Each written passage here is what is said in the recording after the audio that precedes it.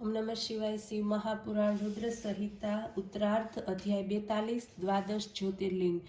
नंदीश्वरे કહ્યું કે હે મુનિ શ્રેષ્ઠ, હવે સર્વવ્યાપક શિવજીના 12 જ્યોતિર્લિંગ સ્વરૂપ સંખ્યાવાળા અવતારની કથા સાંભળો. સૌરાષ્ટ્રમાં સોમનાથ, શ્રીશૈલમાં મલ્લિકાર્જુનમ, ઉજ્જૈનિયામાં મહાકાલેશ્વર, ઓમકારમાં અમરેશ્વર, હિમાલય ઉપર કેદાર, ડાકિનીમાં ભીમાશંકર, કાશીમાં વિશ્વનાથ, ગૌતમી તટ ઉપર ત્રયંબકેશ્વર, ચિતાભૂમિમાં વૈદ્યનાથ, દારુણવનમાં ઘુષ્મેશ્વર આ 12 અવતાર છે. જે મનુષ્ય એમના દર્શન અને સ્પર્શ કરે છે તેમને તે પરમ આનંદ આપે છે. એમાં પ્રથમ સોમનાથ ચંદ્રના દુઃખનો નાશ કર્યો હતો. તેના પૂજનથી ક્ષય તેમજ કૃષ્ણાથી રોગોનો નાશ થાય છે. શિવના આ આત્મ સ્વરૂપ સોમનાથ મહાલિંગના જે દર્શન કરે છે તેના પાપો નાશ પામે છે. એનાથી ભુક્તિ અને મુક્તિ પ્રાપ્ત થાય છે. આ જ રીતે મલ્લિકાર્જુનનું દર્શન કરે છે અને શિવજીનું આ બીજું લિંગ પણ દર્શન કરવાથી મહા સુખદાયક છે તેમજ મુક્તિદાયક છે. ત્રીજું, ઉજ્જૈનિયામાં મહાકાલ નામક લિંગના દર્શન કરવાથી સર્વ કામનાઓ પૂર્ણ થાય છે. અંતમાં ઉત્તમ ગતિ પ્રાપ્ત થાય છે. ચોથું, ઓમકાર લિંગ ભક્તોને ઉચિત ફળ આપે છે. પાંચમું, કેદારેશ નામનું જ્યોતિર્લિંગ સ્વરૂપ જે કેદારમાં સ્થિત છે એ નર નારાયણ નામક ભગવાનનો અવતાર છે. એના દર્શન પૂજન કરે છે એને અભિષ્ટ ફળની પ્રાપ્તિ થાય છે. શિવનો છઠ્ઠો અવતાર ભીમનાથના અસુરને મારવાથી ભીમાશંકર જ્યોતિર્લિંગ રૂપે થયો.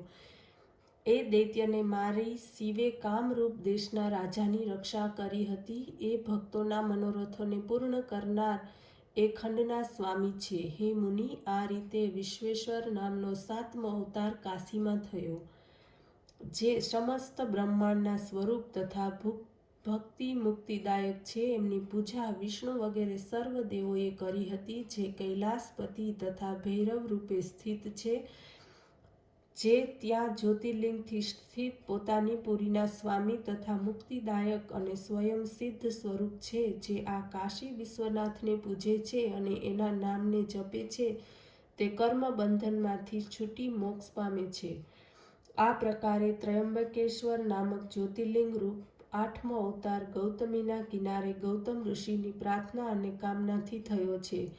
આ જ્યોતિર્લિંગના દર્શન તથા સ્પર્શથી સર્વ કામનાઓ પૂર્ણ થાય છે. 9મો વૈદ્યનાથ અવતાર થયો, જેમાં અનેક લીલાધારી શિવજી રાવણના નિમિત્તે પ્રગટ થયા. જ્યારે રાવણ શિવજીને લઈ જઈ રહ્યો હતો ત્યારે શિવજી બહાનું બતાવી ત્યાં જ જ્યોતિર્રૂપે ચિતાભૂમિમાં સ્થિત થયા અને ત્રૈલોક્યમાં એમને વૈદ્યનાથેશ્વર નામે લોકો ઓળખવા લાગ્યા. એમના દર્શન તથા ભક્તિપૂર્વકના પૂજનથી ભુક્તિ મુક્તિ પ્રાપ્ત થાય છે. વૈદ્યનાથેશ્વર શિવજીના આ મહાત્મને તથા તેમના આ અનુશાસનને જે વાંચે છે એમને તે ભુક્તિ મુક્તિ પ્રદાન થાય છે.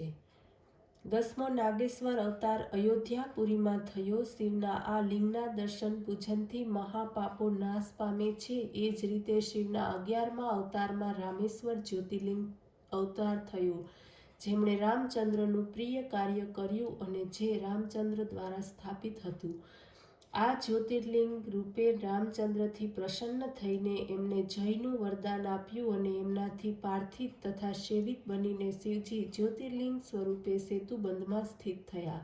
પૃથ્વી ઉપર રામેશ્વરનો અદ્ભુત મહિમા છે, જે રામેશ્વર ભોગ તથા મુક્તિને આપનાર છે, ભક્તોની કામનાને પૂર્ણ કરનાર છે. જે મનુષ્યોએ રામેશ્વર મહાદેવને શ્રેષ્ઠ ભક્તિપૂર્વક ગંગા જળથી સ્નાન કરાવે છે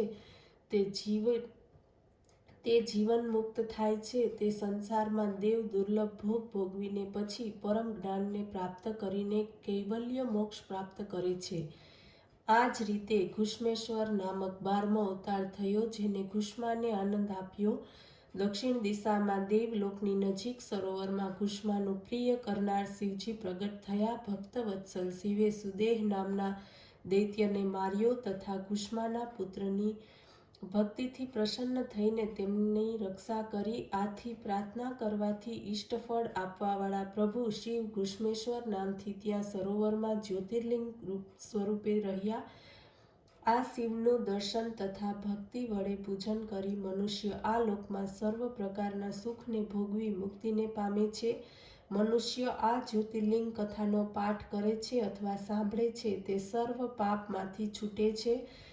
મેં સતરૂપ સંહિતાનું વર્ણન કર્યું. આ સંહિતા 100 અવતારની સુંદર કીર્તિરૂપે છે તથા સંપૂર્ણ કામનાના ફળને આપનાર છે. જે મનુષ્ય સાવધાન થઈ સતરૂપ સંહિતાનો પાઠ કરે છે અથવા સાંભળે છે તે સર્વ કામનાને મેળવે છે તથા નિશ્ચયપૂર્વક મુક્તિને પામે છે. ઇતિ શ્રી શિવ મહાપુરાણમાં શ્રી રુદ્ર સંહિતા ઉત્તરાર્ધ સમાપ્ત. ઓમ નમઃ શિવાય.